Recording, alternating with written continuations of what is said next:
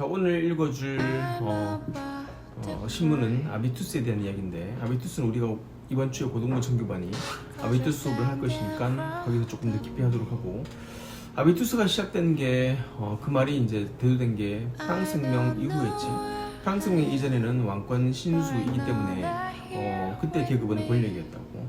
누가 위치가 계급이 전부 다 권력 중심으로 그렇게 나누었고, 왕이 제일 높겠지 이런 식으로. 근데 천부인권이 나타나게 되었지. 프랑스 혁명 이후로 모든 인간은 전부 다 공평하고 평등하다, 이런 천부인권이 생기면서 계급이 완전히 사라졌는가?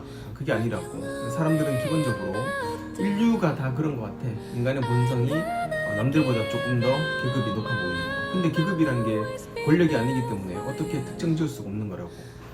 그런데 또 사람들 사이에 그 계급이 조금씩 분리되는 것 같아. 그 계급은 무엇으로 나누어지는 것인가?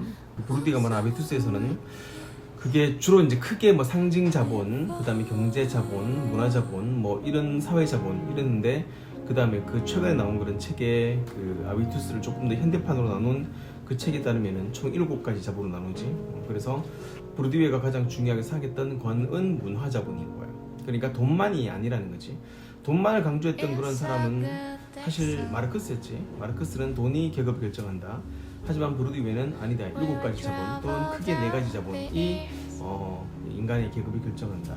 그런 말을 하면서 현대판 아비투스가 어떻게 진행되고 있는지도 같이 알아보면 좋을 건데, 문제는 이 신문을 읽기에 보면은 뭐 네이버에 신문을 치고 그 다음에 아비투스를 치게 되면은 정말 상당히 많은 자료가 나오거든. 근데 대부분의 자료들이 잘 나가다가 자꾸 마지막에 정치로 빠지고, 나가다가 보수로 빠지고, 나가다가 진보로 빠지고 하니까 정치적인 성향이 되게 많이 끼더라고. 그래서 그런 것들은 별로 중요하지 않고 의미가 없기 때문에 우리가 오늘 다루고 있는 건 조금 그 중립적인 그런 것보다도 조금 요즘에 최근에 대두되고 있는 디지털 시대의 아비투스의 문제를 다루고 있는 거야. 이 디지털 시대에서는 아비투스가 어떤 문제점을 가지고 있고 우리가 어떻게 대비해야 되는가, 그런 문제를 다루고 있는 거고, 전자신문에서 발췌했던 이야기야. 제목은 디지털 시대의 아비투스라는 그런 제목.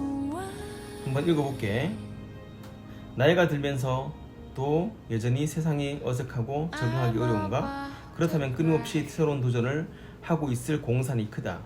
새로운 아비투스를 얻기 위해 애쓴다는 뜻이다. 그러니까 세상을 살면서 힘드냐? 그렇다는 것은 당연히 너가 뭔가를 얻으려고 하고 이루려고 하는 그런 뜻이기 때문에 좋은 거다. 근데 그것이 바로 아비투스를 새롭게 얻으려고 하는 그러한 뜻이 아니겠는가? 라고 지금 말씀하는 거야. 피에르 보르디유는 인간의 의식적 성향으로서 자신이 속한 계층의 신념, 행동 체계와 양식, 이게 오늘 요번에 배울 그런 내 국어 노트에 다 써놨다. 이런 것들, 그 신념과 행동 체계와 양식에 따르는 것을 아비투스라고 했다. 아비투스는 무엇으로 이루어졌는가? 물질과 자산 같은 경제적 자본, 친미 등 문화적 자본, 인맥, 항맥, 엄맥은 뭐냐? 등 사회적 자본, 명예와 명성 등 상징적 자본, 이것이 그것이다. 여기서 이제 그 경제 자본, 그다음에 문화 자본, 사회 자본, 상징 자본 했는데, 보르디유가 가장 강조한 것은 문화 자본이었었지. 아비투스가 동일한 계층끼리는 동일 의식을 갖고, 아비투스가 다른 계층은 서로 선망하거나 배척한다. 아비투스는 같은 계층의 후세에 전달되며 불평등을 야기한다. 그리고 계속 이제 왜 이 민주주의 사회인 프랑스에서도 불평등이 생기는가? 다 아비투스 때문이야. 예를 들면 상류 계층은 클래식 음악을 좋아한다. 내가 그 영상에서 말했듯이 클래식이라는 것을 보르디유에는 굉장히 강조했거든. 클래식이 상류 계층들만이 누리는 그러한 뭐 돈도 아님에도 불구하고 뭐 고고한 그런 상징이 되는 듯한, 그리고 밑에 하루층들은 그것들을 보면서 되게 선망하게 되고, 이 일종의 이제 전부 다 이 클래식. 고개 길이로 보면 먹고 사는 일에 쪼들리는 하루층들이 시간을 내어 듣기는 어렵다. 고가의 그림을 소유하는 것도 마찬가지다. 원가와 괴리가 큰 사치품을 선호한다. 다른 계층은 따라올 수 없을 정도의 돈과 시간이 드는 삶을 추구한다. 계층 간 거리를 두고 다르게 보기 위해 경력을 형성한다. 경제적 자본을 후세에 직접 물려주는 것은 고율의 상속세가 부과되기 때문에 쉽지 않다. 그러니까 경제적 자본만이 아니라는 거지. 그러나 나머지 문화적, 사회적, 상징적 자본을 물려주는 것에는 제한이 없다. 자녀를 서구의 좋은 학교에 보내 교육시킨다. 좋은 사업 아이디어를 가지고 돌아오면 적자를 보더라도 자본, 기술, 인맥을 제공한다.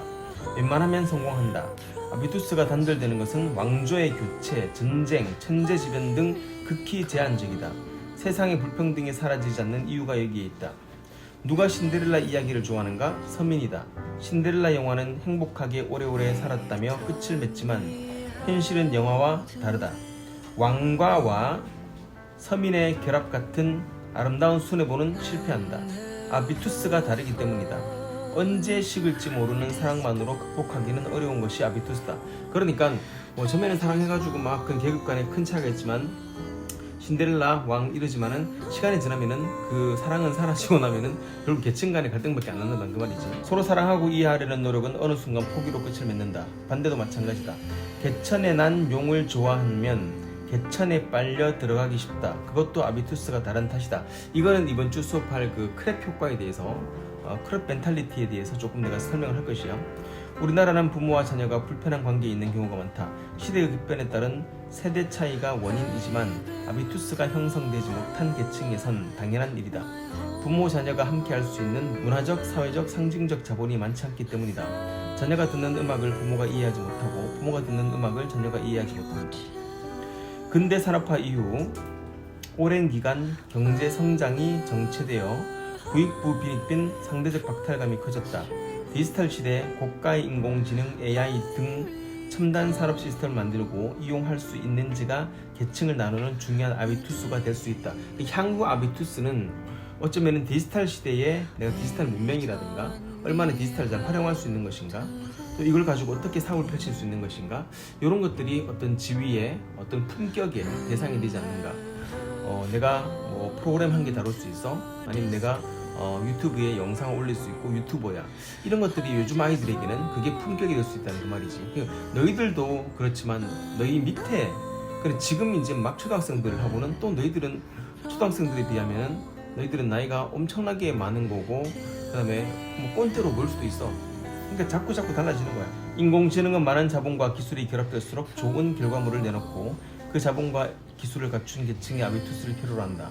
그래서 인공지능 등 디지털 시대에도 불평등의 그림자가 보인다. 미래에는 동등한 가치를 어떻게 찾을 것인가? 라고 이제 마지막 질문을 던지시지. 많은 사람과 기업이 최고 인류가 되어야 한다고 외친다. 격차를 넘어 초격차라는 책도 있는데 초격차를 내야 한다고 한다. 반대로 하면 어떨까? 뒤따라오는 2위와의 격차를 줄이면 어떨까? 꼴찌와의 격차를 줄이면 어떨까? 물론 하향평준화가 아니다. 전체 시장을 키워서 후발주자를 끌어올려야 한다. 그게 디지털 대전환 시대의 가치이다. 아비투스가 만드는 격차를 줄여야 한다. 그러기 위해선 특정 계층만 누리던 문화적, 사회적 자본을 공동체 구성원이 골고루 누릴 수 있도록 문화, 사회, 법, 교육, 제도를 개선해야 한다. 그런 일에 나라 돈을 써야 한다. 그것만이 공동체를 가꾸고 단합시키는 시작이다.